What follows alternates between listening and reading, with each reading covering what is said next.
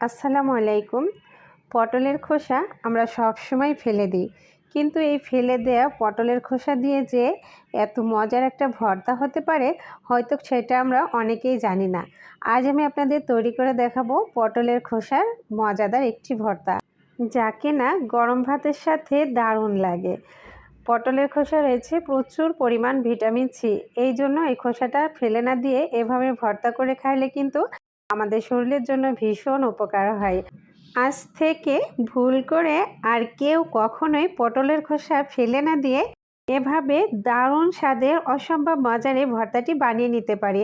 আর এটা বানানো খুবই সহজ, সেই রেসিপিটা আজ আপনাদের সাথে শেয়ার করছি। আর এই যে দেখুন, পটলের খোসাগুলো এখন আমি ধুয়ে পরিষ্কার করে নেব। তারপর আমি এই যে পটলের খোসাগুলো নিচ্ছি, আর নিচ্ছি পেঁয়াজগুলো আমি বড় বড় টুকরো করে কেটে নিচ্ছি কাঁচামরিচ, আর নিচ্ছি রসুনের কোয়া, নিচ্ছি এখানে শুটকি। শুটকি দিয়ে করলে কিন্তু এটা অসম্ভব ভালো লাগে খাইতে। আপনি যদি চান তো শুটকিটা বাদ দিয়ে এই ভর্তাটা করতে পারেন, সেটাও অনেক বেশি মজার হবে।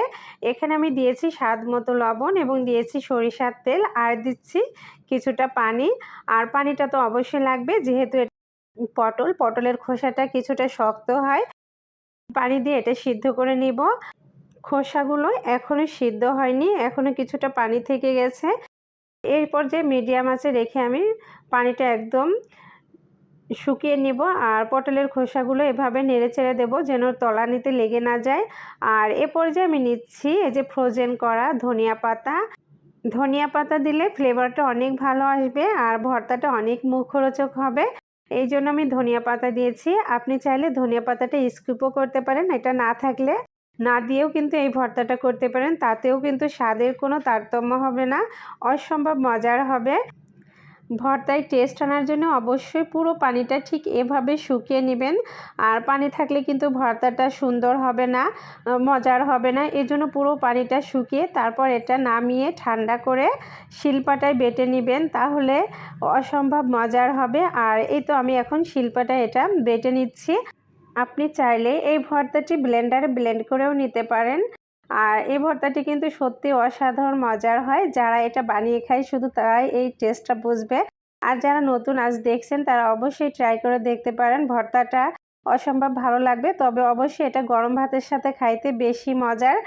তো এই যে তৈরি হয়ে গেল আমার আজকের পটলের খোসার ভর্তা। আশা করছি আমার রেসিপিটা ভালো লেগেছে। আমার রেসিপিটা যদি আপনাদের ভালো লেগে থাকে তাহলে আমার পেজটি ফলো দিয়ে লাইক, কমেন্টস আর শেয়ার করবেন। সবাই ভালো থাকবেন, সুস্থ থাকবেন।